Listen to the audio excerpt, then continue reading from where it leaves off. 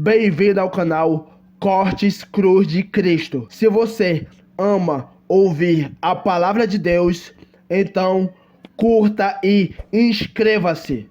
No versículo 5, quando o texto começa dizendo: maldito o homem que confia no homem. Interessante que o texto não diz apenas maldito o homem que confia no homem, mas ele diz que faz da carne o seu braço e aparta o seu coração do Senhor. O problema não é confiar no homem. O problema é a substituição, quando você escolhe confiar no homem e não em Deus. Porque as pessoas às vezes apresentam meias verdades. Eu me lembro de muitos anos atrás, no início da nossa igreja, tivemos uma situação onde precisamos corrigir uma pessoa no nosso meio, porque ela vinha demonstrando uma grande dificuldade de expressar confiança em qualquer nível de relacionamento, desde a família. Isso estava gerando, obviamente, prejuízo, mas também se estendendo para questões ligadas ao trabalho e dentro do contexto da igreja. Relacionamento com líder, com liderado, sempre o mesmo problema da falta de confiança. Quando fomos confrontar a pessoa no sentido de ajudá-la a enxergar o erro e crescer, o camarada tentou se defender usando esse texto: maldito o homem que confia no homem. Tipo, não tem que confiar em ninguém. Falei: ei, se você está certo, então eu vou andar na sua doutrina. A partir de hoje, não confio em você.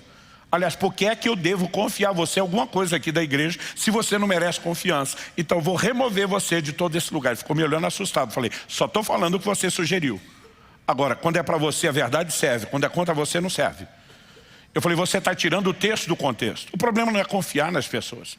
Você vai ter textos, como na lei de Moisés, onde Deus tentava tratar com questões ligadas, por exemplo, ao ciúme do marido em relação à mulher, porque Deus sabe que num ambiente de desconfiança, nenhum relacionamento sobrevive. Então Deus não está falando contra a confiança. Deus está falando de colocar confiança em pessoas a ponto de substituir a confiança nele. Essa é a diferença. Quem está entendendo o desenho aí, diga amém.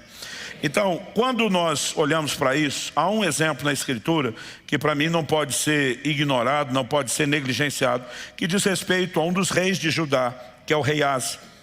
No segundo livro de Crônicas, no capítulo 16, dos versículos 7 a 9, nós lemos assim: naquele tempo, o vidente Anani, vidente era a expressão usada para o profeta com o qual Deus falava por meio de visões. Naquele tempo o vidente Anani foi falar com Asa, rei de Judá, e lhe disse: você confiou no rei da Síria e não confiou no Senhor seu Deus. Por isso o exército do rei da Síria escapou das suas mãos. Não é verdade que os etíopes e os líbios formavam um grande exército, com muitos carros de guerra e cavaleiros? Mas porque você confiou no Senhor, ele os entregou nas suas mãos.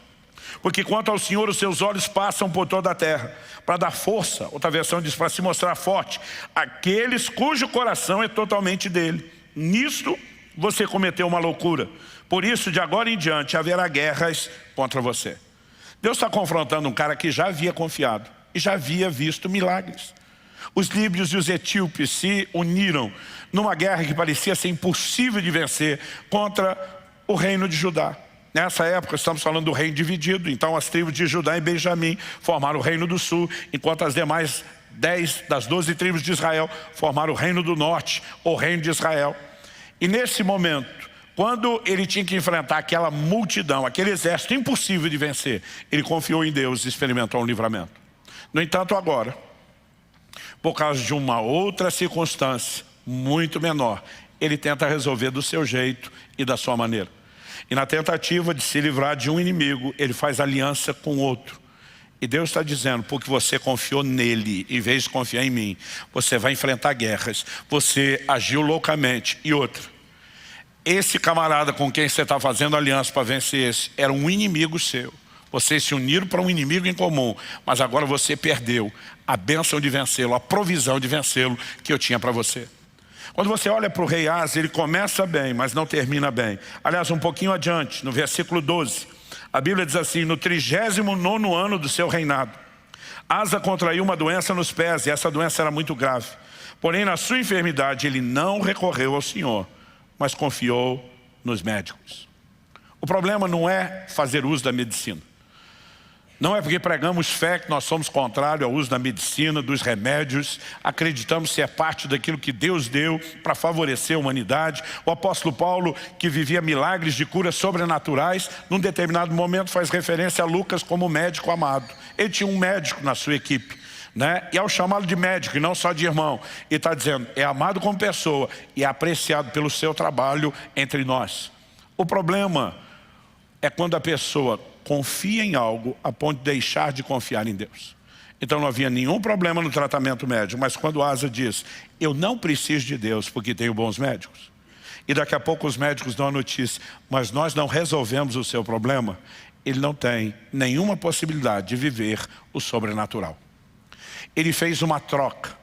Quando confiou no rei da Síria, quando confiou nos médicos, ele está dizendo para Deus, eu me resolvo, eu me garanto sem você. Em nenhuma das circunstâncias ele conseguiu. Então é nesse sentido que a Bíblia está falando de alguém que confia nos outros a ponto de abandonar a confiança no Senhor.